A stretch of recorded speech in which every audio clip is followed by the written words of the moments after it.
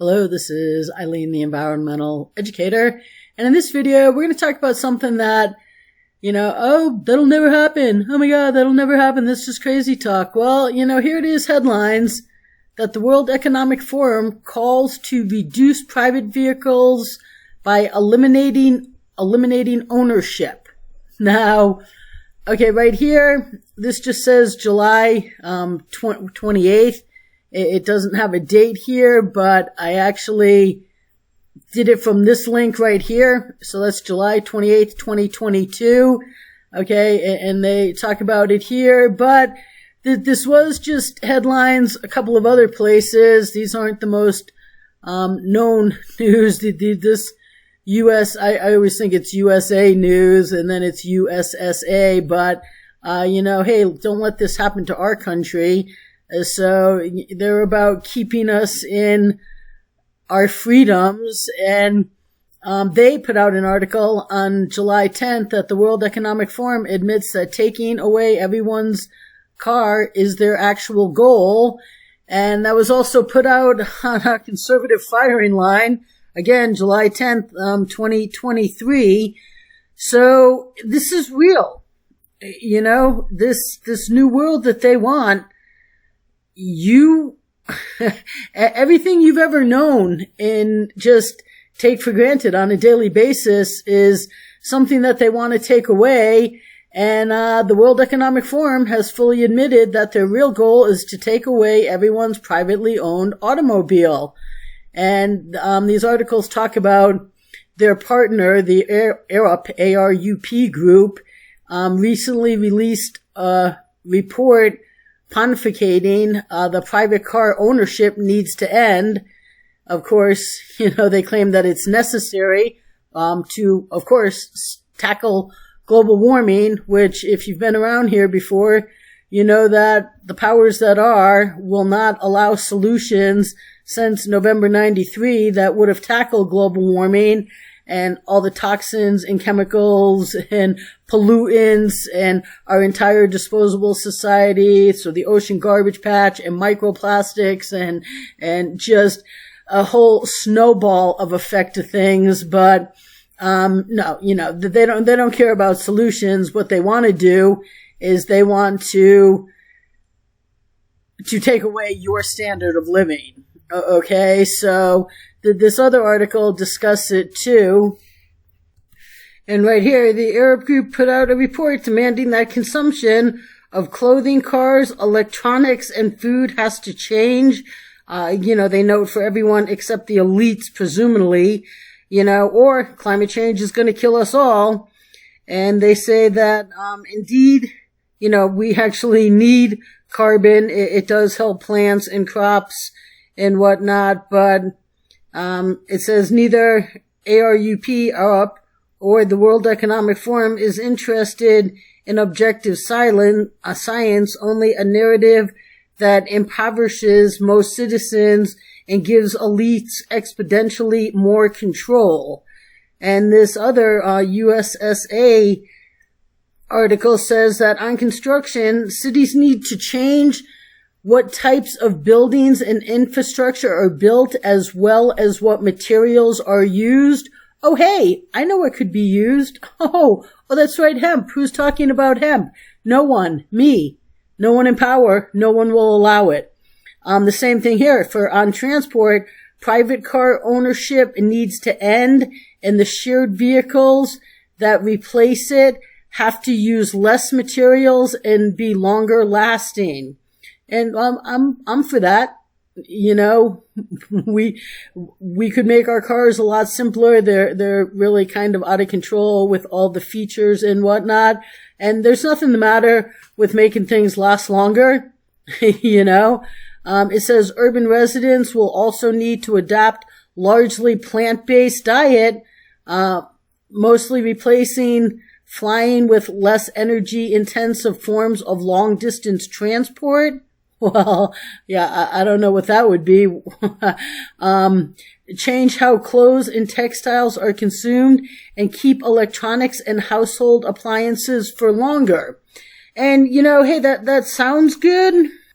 And right here, this Fox article says that, keeping a smartphone for 5 years instead of 3 reduces the phone's annual carbon footprint by 31%. Hey, you know what? I don't mind using my smartphone for 5 years if it would last. Okay, show me a phone that lasts for 5 years. They don't. So I wouldn't have a problem with that. I wouldn't mind buying a phone every 5 years as opposed to every 3 years. I think my last phone lasted 2 years and 10 months. The one before that was like 3 years and 8 months, and the battery just wasn't charging, I mean, we do need to be smarter in how we produce things, and we could be producing cars with what? Oh, that's right, hemp. And what can they run off of? Oh, that's right, hemp. Oh, that's right. Are they talking about that? No. They're talking about getting you out of your car. And right here, this Fox article says that, we need these steps to be taken to reduce reliance on critical metals and amid the green energy push. And so they say that the World Economic Forum is looking to reduce global reliance on critical metals as nations look to make the transition to renewable energy supplies. And one proposal is reducing ownership of private vehicles. The transition from fossil fuels to renewables will need large supplies of critical metals such as cobalt, lithium, nickel, to name a few. And shortages of these strategic minerals could raise costs of clean energy technologies. Well, not really, because we don't need critical metals. We don't need any of these right here. If we used what? Oh, that's right, hemp. Were they talking about hemp? They won't. Does it need to be? No, it actually, if anyone were responsible and allowed solutions, it would already be an application because we would have got it there decades ago. And yet they're still not talking about it. They're talking about a transition, for cars to last longer and for you to not own one. They say that right here, statistics show that the average vehicle in England is driven just 4% of the time. Okay. Well, that 4% of the time gets people to work and back and to the store and to the kids' soccer games and to whatever appointments they have and whatever fun they decide to do. That 4% of the time gives people the freedom that society has become accustomed to. That we can go out and take care of what we need to take care of. And, cars do sit a lot. But that doesn't mean you shouldn't own one. And that doesn't mean you shouldn't be able to travel in one. But, that's what the people in power, the people that have the money, want to make you think. And, they said that we need to prevent new mines from being open, to get all of these metals that they talked about up here, the cobalt and lithium and nickel, to name a few. But do we need any of those? No. Hemp doesn't use any of those. So this is real, people, Oh, it'll never happen. Oh my God, right here it does say July 28th, 2022. That's just crazy talk. It'll never happen. This isn't crazy talk. This is where they're taking you, unless people actually get a backbone and stand up for something.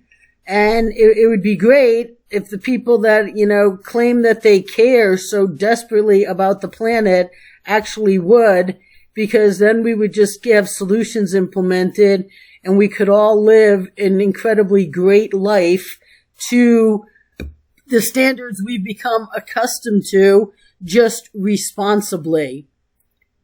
And remember that every time these people are trying to take away what, what we have had for our entire lives. Because there are actual solutions and they just won't allow them. So stay tuned, people.